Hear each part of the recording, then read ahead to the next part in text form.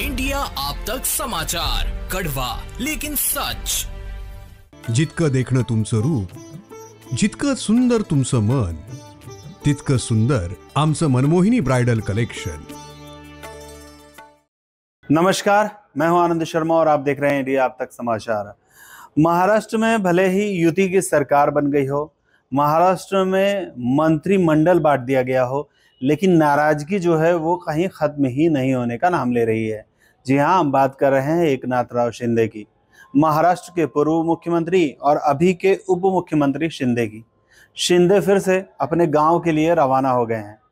गांव जाने का कारण पहले जो था वो तो बीमारी बताया जा रहा था, लेकिन अभी फिर से वो सोमवार को जब अजित पवार अपना मंत्रिमंडल का कारभार संभालने वाले थे और बाकी सारे कामकाज शुरू होने वाले थे, इस दरमियान शिंदे फिर से अपने गांव के लिए रवाना हो गए हैं और अब फिर से बताया जा रहा है कि वो बीमार है।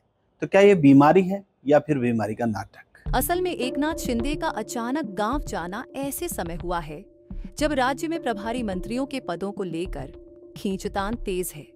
बीजेपी, शिवसेना और एनसीपी के बीच इन पदों पर अपने नेताओं को बिठाने की होड़ मची है। खास तौर पर ठाणे जिले को लेकर शिंदे गुट और बीजेपी आमने सामने है। बीजेपी नेता गणेश नाइक को ठाणे का प्रभारी मंत्री बनाना चाहती है, जबकि शिंदे इसे अपने नियंत्रण में रखना चाहते हैं। इससे पहले भी शिंदे इसी तरह बीजेपी के फैसलों पर अप्रत्यक्ष रूप से दबाव बनाते रहे हैं। शिंदे का गांव द्वारा क्या संदेश दे रहा है? डिप्टी सीएम बनने के बाद पहली बार अपने गांव पहुंचे शिंदे का यह दौरा विश्राम के नाम पर किया जा रहा है। हालांकि एक्सपर्ट्स का साफ मानना है कि यह दौरा केवल विश्राम तक सीमित नहीं है। सोमवार को जब अजित पवार मंत्रालय में कामकाज संभालने वाले हैं, शिंदे का गांव में मौजूद होना यह संकेत देता है कि वह अपने गढ़ और समर्थकों के जरिए अपनी राजनीतिक ताकत दिखाने की कोशिश कर रहे हैं।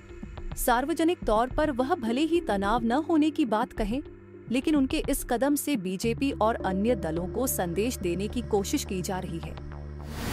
मंत्री पदों को लेकर खींचतान। महाराष्ट्र के 42 मंत्रियों में से ज्यादातर नेता प्रभारी मंत्री पद चाहते हैं, खास तौर पर उन जिलों का जहां उनका राजनीतिक प्रभाव है। इसका कारण है कि प्रभारी मंत्री को जिले की योजना और विकास परिषद के फंड का नियंत्रण मिलता है। ठाणे, रायगढ़ और संभाजी नगर जैसे जिलों में इन पदों को लेकर सबसे ज्यादा संघर्ष हो रहा है। रायगढ़ में शिवसेना नेता भरत गोगावाले और एनसीपी नेता अदिति तटकरे के बीच विवाद है। क्या शिंदे और फडणवीस के बीच है टकराव? ठाणे जिले को शिंदे का गढ़ माना जाता है। यहाँ बीजेपी का प्रभारी मंत्री बनना शिंदे गुट के लिए बड़ा झटका हो सकता है। यही वजह है कि शिंदे इस मुद्दे पर दबाव बना रहे हैं। ऐसे मामलों में बीजेपी के साथ उनकी खींचतान कोई नई बात नहीं है। पहले भी मंत्रालयों के बंटवारे को लेकर शिंदे ने इसी तरह अप्रत्यक्ष रूप से अपनी नाराजगी जाहिर की थी। सुलझेगा विवाद? फिलहाल यह तय है कि प्रभारी मंत्रियों को लेकर खींचतान ने महाराष्ट्र की सरकार में एक नया विवाद खड़ा कर दिया है। तीनों दल अपने नेताओं को हाई प्रोफाइल जिलों में प्रभारी मंत्री बनाना चाहते हैं, जिससे यह संघर्ष और भी बढ़ सकता है। शिंदे का गांव जाना और फडणवीस, अजित पवार के बीच बढ़ती नजदीकियां यह संकेत देती हैं कि सरकार के भीतर टकराव बढ़ सकता है। अब देखना यह है कि यह विवाद कब और कैसे सुलझता है। जळगावची नवी ओळख वस्त्रनगरी सुरेश कलेक्शन्स अँड क्रिएशन 80 फुटी कांगळदा रिंग रोड, राधाकृष्ण नगर चौक, छत्रपती शिवाजी नगर, जळगाव। सौंदर्य विश्वाची 73 वर्षांची परंपरा। Suresh collections and creation, Jalgaon.